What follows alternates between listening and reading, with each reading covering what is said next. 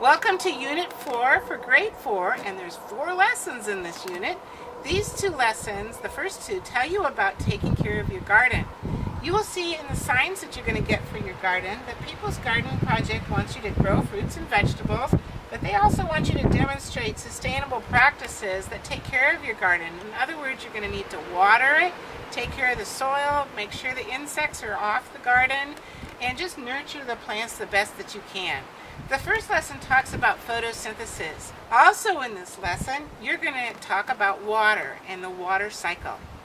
We're going to use the Banana Slug String Band Water Cycle Boogie, and the students in Waverly, Iowa are going to sing and dance to the boogie.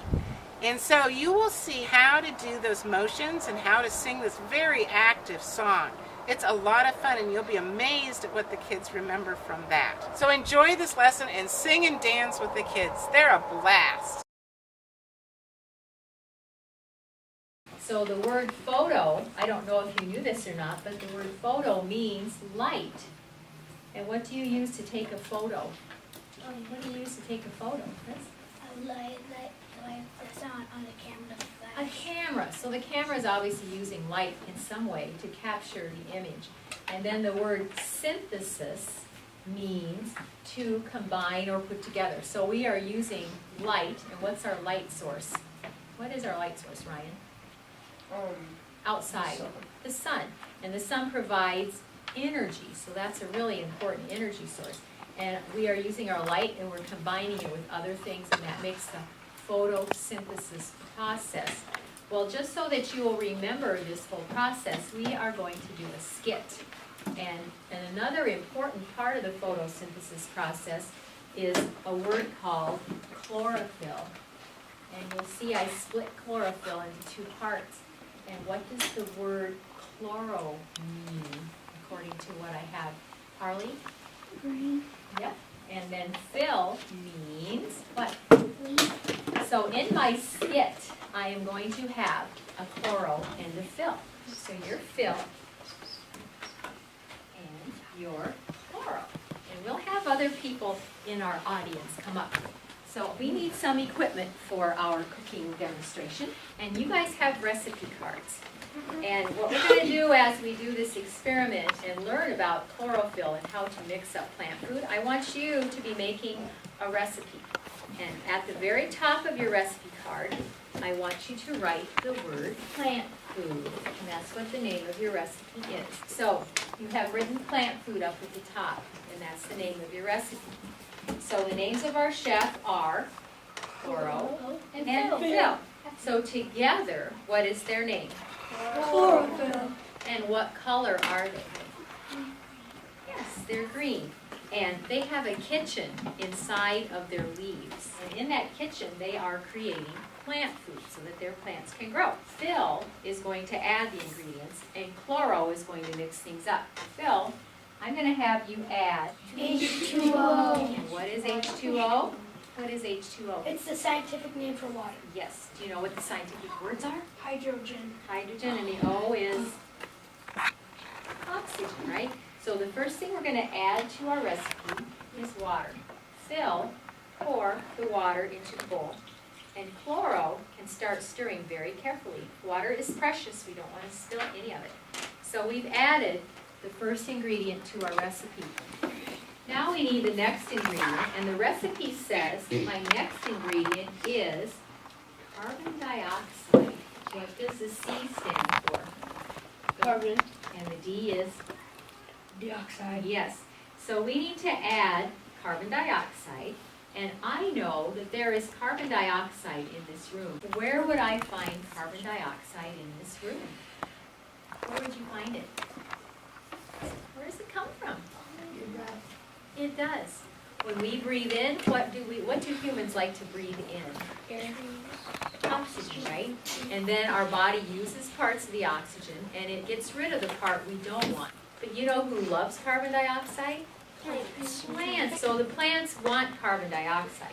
Well, plant leaves have holes in them. What we're going to do is lay these plant leaves, and that's how they absorb their air. Lay it over the top of this. How are we going to get carbon dioxide into there? Suggestion, Phil? actually breathe, we could like puff and take. You could breathe into it. So you're going to gently just blow a few breaths into the hole, and then you go sit down and let the next person do it. Okay, perfect. And remember, the holes in the leaves are tiny, tiny. We can't see them unless it was with a microscope. Are called stomata. We need one more ingredient. We have water. We have carbon dioxide. What else do you think we need? Light. You know what, Phil? You're doing a good job predicting. And light, sunlight is energy. So Phil has predicting what he needs to do. And we have leftovers. It's something that the plant has too much of. And that plant sends it out for us to breathe. And what would that be? Too much oxygen? Exactly.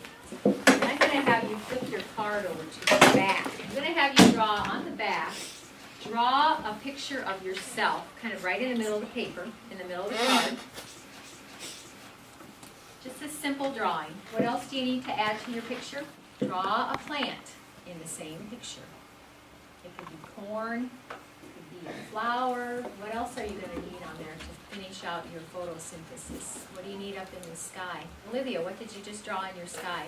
My sun. Yep, so you need a sun to give us our what? The sun provides the light energy. What's coming out of the person's mouth?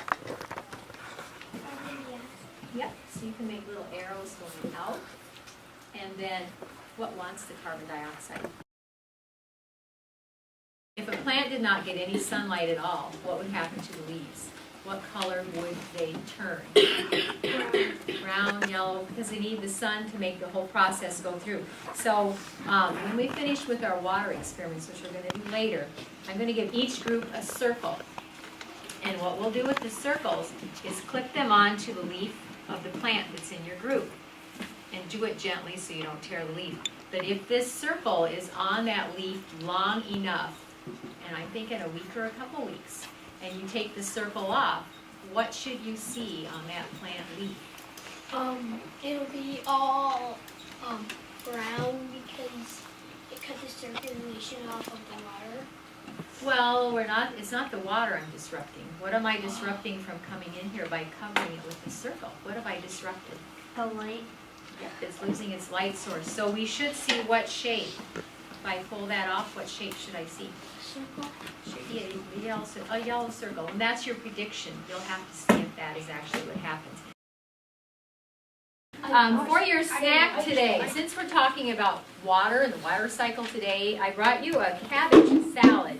Cabbage and lettuce and spinach all have an ingredient that is a lot. And this is what we're talking about today. What do you suppose the main ingredient is in some of these? Cabbage. Cabbage is made up of lots of Water. water, just like our bodies. So in your salad mix, your cabbage salad mix, you have cabbage. And what are some other things that you can identify in your cups? It's a mixture. Ryan? There's some carrots in there. Yep, I see carrots in mine. What else do you see? What do you see? Pepper. Yep, I see some sweet pepper. What else do you see? Sunflower seeds.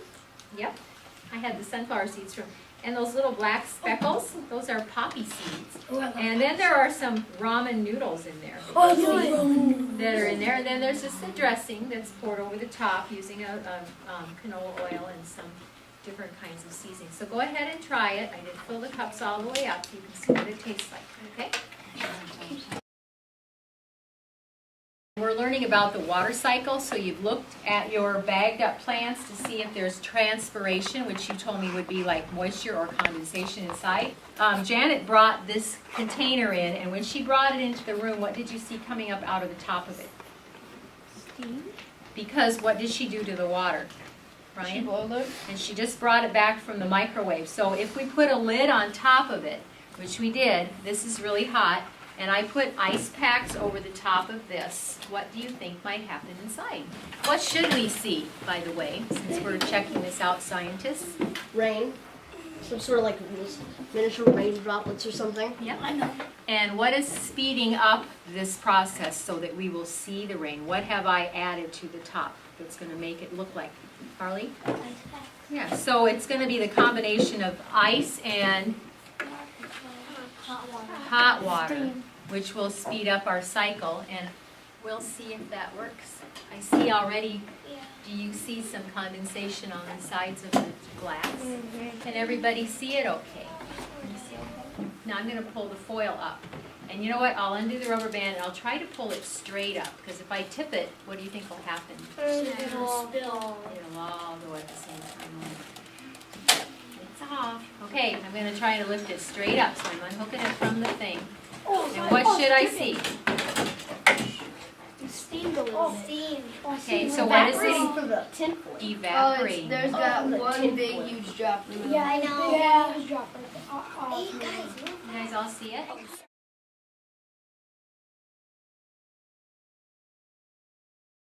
Welcome to the never-ending story of water. Evaporation, condensation, precipitation. Water's like a cookie goes round and round. The water's like a cookie goes up and down. Sun gives the water time and power to spin. The water goes up and down again. The surface of the water heats up with the sun. The vapor rises up and then the boogie's begun. What's that called? What's that called? Evaporation. Evaporation. Condensation. Precipitation. Water's like a cookie goes round and round. The water's like a cookie goes up and down. Water holds together chemically. Hydrogen bonding is what you see. All those ample vapors they squeeze together to form a cloud.